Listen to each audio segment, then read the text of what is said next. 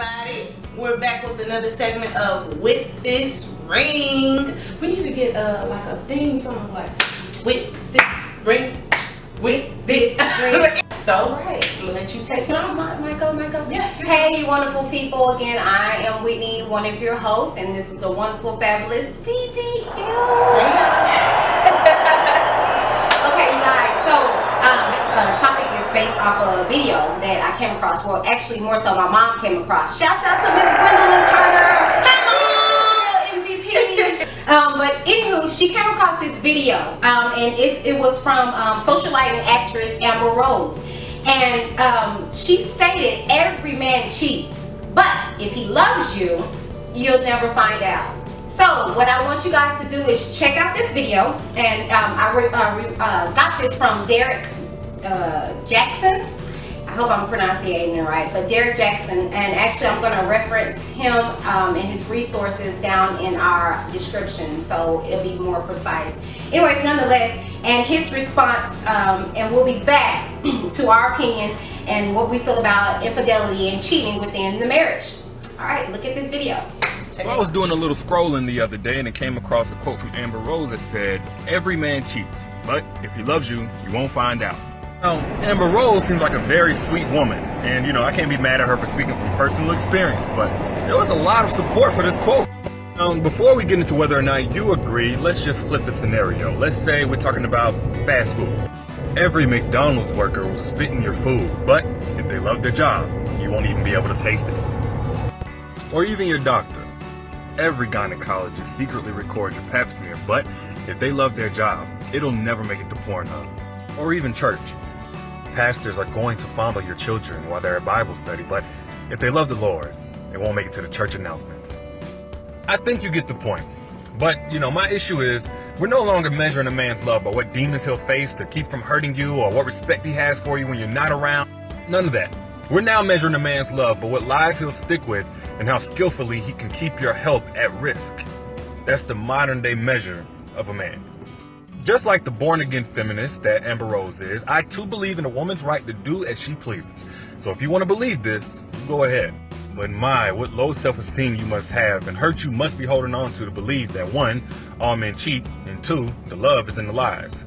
I'm no expert, but I'd say the love is a lot closer to a man's ability to tell the truth, even when it's gonna hurt. Right around the corner from where he doesn't make the truth hurt so much. At least the same truth, over and over again. Basically, if you've been looking for love in all the wrong places, I don't think skillfully told lies is the place to start. But that's just me.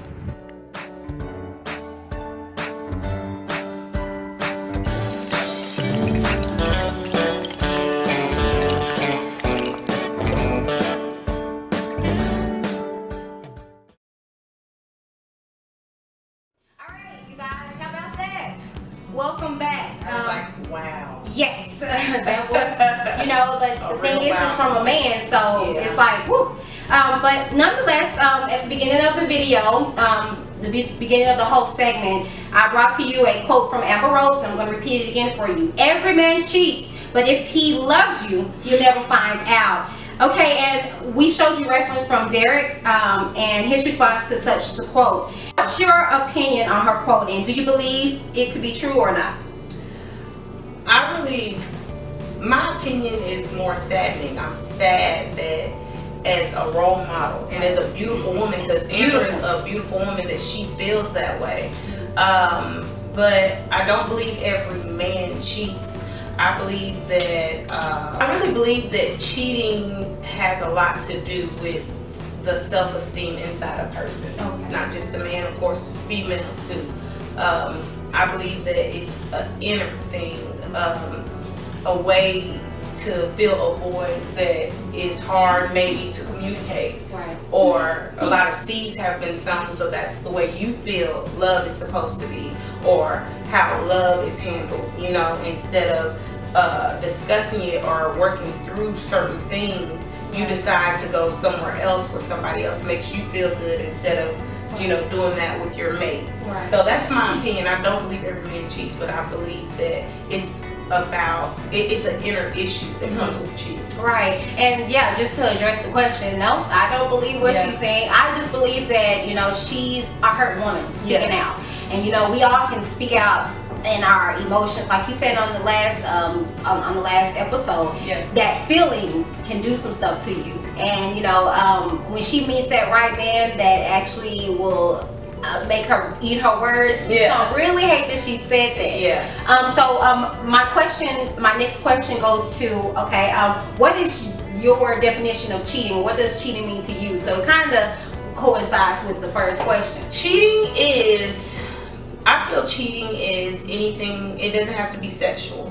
I believe cheating is messaging, text messaging. I feel so bad because now the way social media is, things have been tainted so much in social media. Like if I like your picture, or I think like 2 or 3 pictures, I like her or something like that. So I'm like, I'm a little weird lyric to even like male pictures, and even some females, because they'll think, you know, ooh, maybe she got a thing for me, or you know. So the world is so tainted with these new social media rules, you know, that cheating can be a lot of things, but I don't just stop cheating at, you know, the physical, or a man laying down with a woman. Because women, the thing about us, we're more emotional and mental. So that's why you see so many females that they're literally married to men that have been incarcerated. Because they got that connection. Yeah, that mental connection. So I believe that you know, I don't just limit cheating to physical. It's mental too. Right. And just piggyback what you're stating. As far as my definition of cheating is not just so more of the touch, it's more so the feel, the hear. Yeah. And you know, I was doing some little research about the topic as far as cheating and adultery and all that stuff, and that it's different ways that you can actually cheat. It's not just saying philosophically, you know, this is just, you know, really based off of experiences and things to that nature. Just like Amber Rose made that statement off of her emotions. That's not a fact. That's not true. My definition of cheating, like I stated, and like you stated, it's beyond just the physical touch. It's more so of mental, and you know, you can be married to an individual and have a physical, a mental, you know, emotional connection with another individual, causing that lack of physical to go on with your marriage. And a lot of you people have that going on out there, to where you have a physical husband, but you have an emotional boyfriend or connection with somebody else, and you can't have that. You just can't have that. But that's a form of cheating, if you ask me. You know, so maybe you think that's where she's getting from, because there's so many different aspects of cheating out there that she feels that either way it goes. Like some women take it, case in point, if you're walking the mall and you look at another woman, oh, you know, that stuff has never been me. I'm like, did you see her? Self-esteem thing. I've never been the one. And I mean, this is kind of off topic, but it is in topic. My husband has female friends. I'm okay with that, because for one, they were there before me. Okay. For two, I know them. I'm aware of them. They know me. They know I was getting their butt. Okay. So but the thing is, they're your friends. Yeah. So, and to be honest with you, I've taken them from him. He's like, dang, Whitney, like they were my friends. It's not no new. It's not who is she. Who is that? I know her and I'm consistent with her. And it's been that woman that I know it's going to be someone that's going to be beautiful, more beautiful than me. That's going to be smarter than me. That's going to be all those things. But there's not going to be another Whitney. There's not going to be another Dee Dee. There's not going to be another you. Have you been cheated on within your marriage?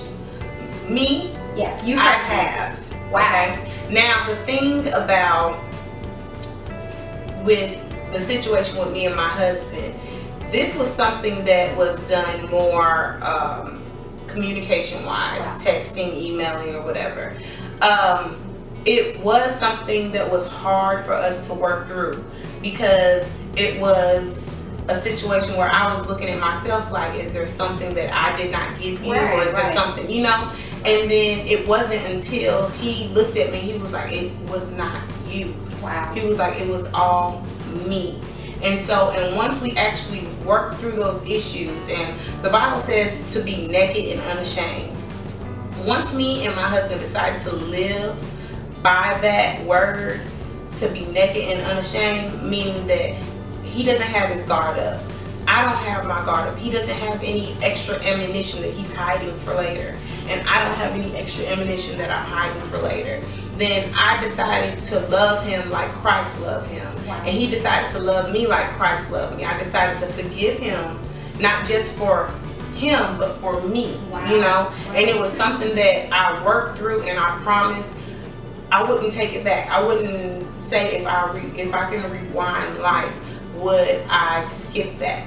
It can make you stronger. It did. It really did. And it's you something, hear that. You hear that all the time. And it's something that I'm so free from that I'm going to actually in another video tell you guys more about it and how I got through it. You know, the key to us working out was true repentance.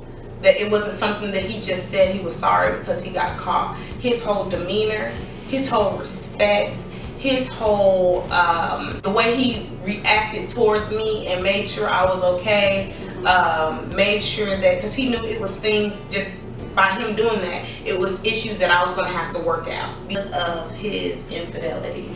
But after my anger, I really prayed and I asked God to guide me and to let me know what I needed to do, because I really take my vows seriously. I take the covenant that me and my husband have seriously.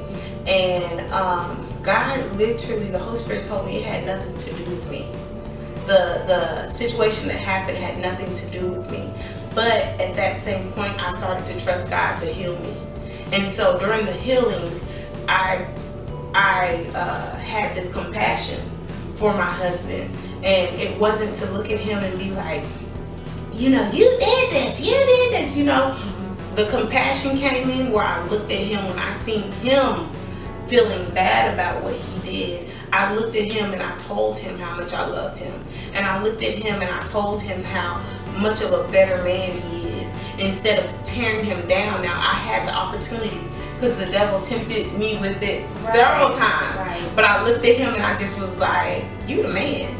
Like, you know, if God has forgiven me through so much, I can forgive him. Now, what I say to a woman, if your husband is doing this over and over and over Now again, that becomes iniquity. And God Exactly. says that if you become to a point where you're in iniquity, meaning that you keep repeating it because you know the grace of God, now you just taking him for granted now, and you're just playing with him, he's going to turn you over to a reprobated mind and let you have free fall. And that's the reason why a lot of people are in the situation they are in now. You guys are in this world doing all this sinful stuff. You're just turned over to a reprobated mind. You feel like, oh, nothing's going to happen to you, or nothing's happening to you. Yeah. Not yet. Judgment that hasn't came yet. But that's what she's saying. He turned from his ways, even with true repentance. That's what she said, true. And it has to be true repentance, not just repentance, meaning, oh, I'm sorry, baby, I won't do it again. But it's true, it's genuine. It was genuine in his heart. and time will tell. Time will tell. When a sign that I knew it was true was that he was like, babe, let's go to counseling. Wow. And he set it up. He did all that. Then after that, when he seen I was going through something, he would see my body language, he came to me and reassured me that he loves me and that he's not that same person. I didn't have to open my mouth and say, I need you to reassure me. Me, I can't say I've experienced it in this marriage now. And people are like, how would you know? I know. You know. Yeah. You know. You You do. know. You do. You know what I'm saying? Just like she knew in the moment it came to her that, oh, this is real. Like, he meant it. It's not happening anymore.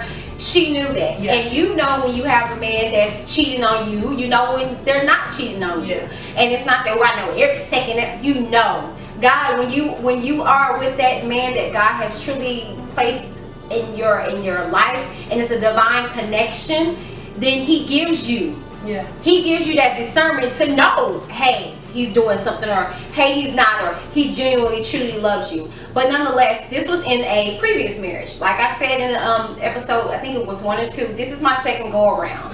And it wasn't in the marriage per se, because we were married a year and then we were separated for a year. We were separated, and that's another thing. A lot of people in this world feel that, oh, I'm separated, so I can I can do this, or we've been separated for 3-4 years. It doesn't matter. You're still in that covenant. And married people, until you close that door, you cannot enter into another one. See, the women that are getting involved with men, they're separated or something, like, you're cheating. That's a form of cheating, okay? Regardless if they're with their significant other or, oh no, it's a situation. That's why that's why you have to take a vow. That's why you really have to take these things serious. That's why you have to sign a document, because this is concrete. Yeah. This is a contractual agreement that you're about to go in partnership with another individual. Make it official, just like you make it official between your that time when you're a fiance to marriage. Make it official to get out of that marriage, if that's what it is. So nonetheless, he decided to step out, not once, not twice, but several times, you know. And I actually took witness to it, and that was the most devastating thing that I've ever could have witnessed, to actually witness your husband cheating, not cheating, you know, but to see the other woman, to think, like you said, what did I do? Yeah.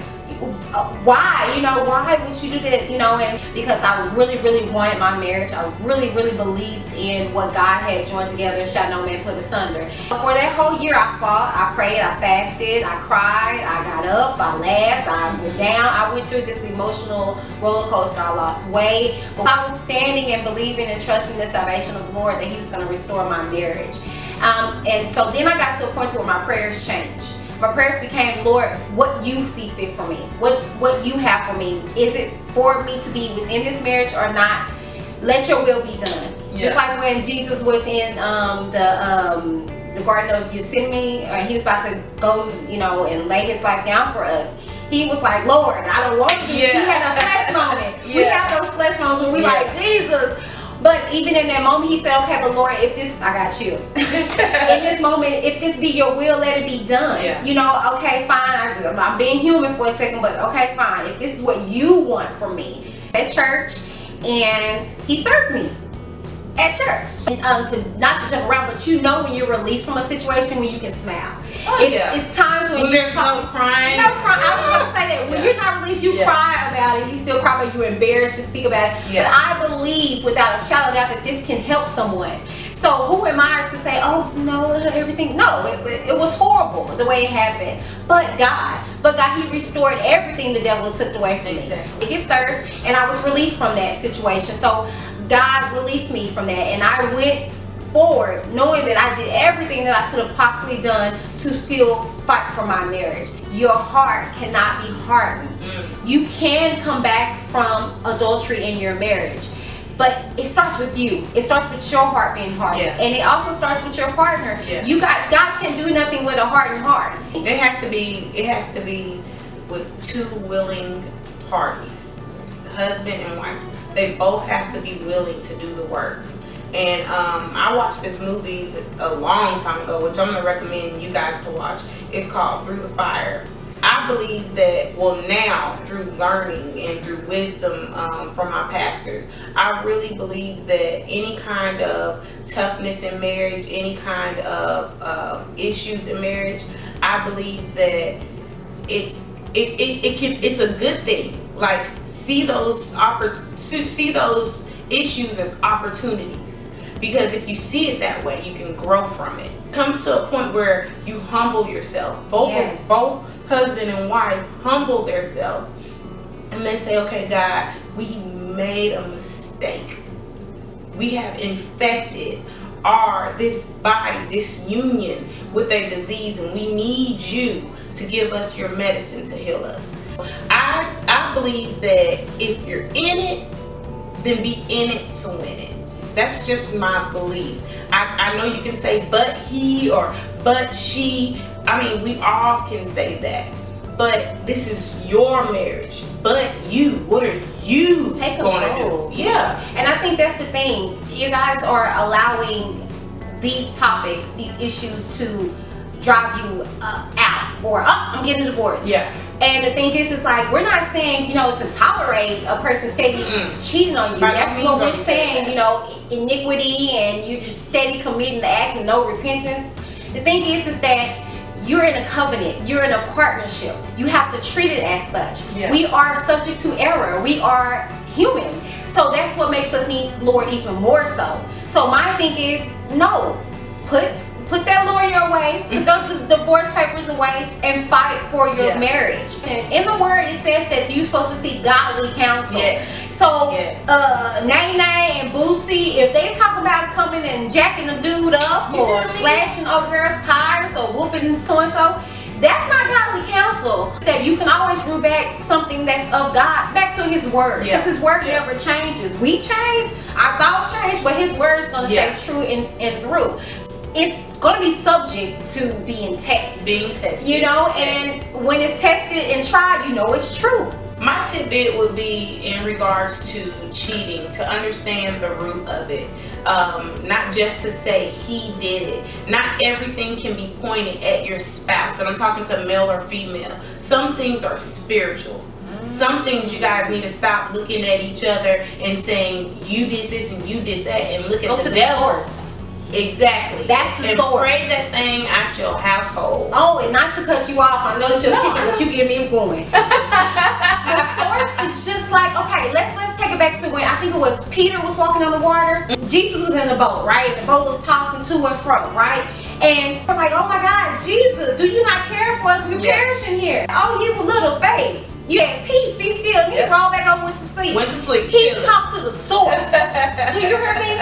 He talked to the source. He said, hey, peace, be still. Okay. And went back to sleep. Rested and believing that it's going to be a peace. So the thing is, what I'm saying, that I'm tapping on her tidbit, is that you got to speak to the source. It's not your husband. It's not your wife. That's a crack that's in there that he got in. That's what you need to be worrying about. Them cracks and crevices that they can get in. You know what I'm saying? That the devil can get in and utilize. So it could be an emotional thing that she's lacking from you, or it could be a sexual thing that he's lacking from you. What is that crack, that crevices that, you know, that he got his way up in there to get in there? And you got to speak to the source. And when you nip the source in the bud, I guarantee you that issue will be nipped in the bud. I'm sorry. Go ahead. Exactly. So like, basically, she said everything that I needed to say. I'm sorry. No. You couldn't have said it any better. But I just want to let you guys know that, like I said before in the last video, me and Whitney, we're not just here to say this. We're also here to help. So if you have been cheated on and you need to know a way out, inbox us, you know, and if we have time, we'll even call and talk to you guys. We'll pray for you guys. But there is no situation that God can't fix. No situation. None. And I believe that sometimes our trials were our blessings for a lesson that we needed. I have that whole situation gave me a lesson that I will never forget. And then in a marriage, we're just two imperfect people that serve a perfect God. And when we get to that point where we're in service in a marriage, I'm here to serve you and he's here to serve me, then that's where the glory of God will be shown. My little tidbit for us tonight is that as far as cheating, you guys, and we didn't really tap on this, but I'm going to use this as my tidbit. Before you get married, there is no such thing as cheating. Now, you can be rude to your relationship and disrespectful to your relationship, but you're single. You know, he's exploring his options. Oh my God, she did this to me. No. She's exploring her options. So, be honest with you, until you become woman and man and wife and husband, she's not cheating on you. It comes a point in time where a woman has to understand that a man who finds this a good thing, like if he's a man, I'm not trying to disrespect anybody, but understand that if he's a man, you won't have to worry about that. Okay? So that's all. That goes back to what Derek said. Mind you, that was a man. This was a man touching basis on that. Here's the thing. Mind you, I met my husband, like I said, at karaoke. That was his thing. It was also turned into a spot later on at night, so you can consider it to be a club. He ain't been back since. We want to know why? Because he found me. It's no need to still be out there doing your thing. And when that man, like she said, and like the word says, when a man, because little boys still gotta look around, they're antsy, like little kids, and don't know what they want. When a man finds what he wants, is no need to look elsewhere, so you don't have to worry about him cheating on you. Now he may have a little point where he lacks, but again, it goes to where's that lack? She makes sure her man has no lack. Exactly. No lack, finances, sexually, emotionally. So when those things come in to play, it's a lack somewhere, and it's okay. You figure out that lack and you make up Work for from it. it. So I think that's it for today. That was good. That was good. What you think? Let us know in your comments, okay? And we love you guys with a genuine love. And we are out. So leave your comments down at the bottom. If you have a topic you want us to address, feel free to let us know. And thank you for tuning in. This is with this ring, because there's so much more to it even after the ring. Thank you. Bye.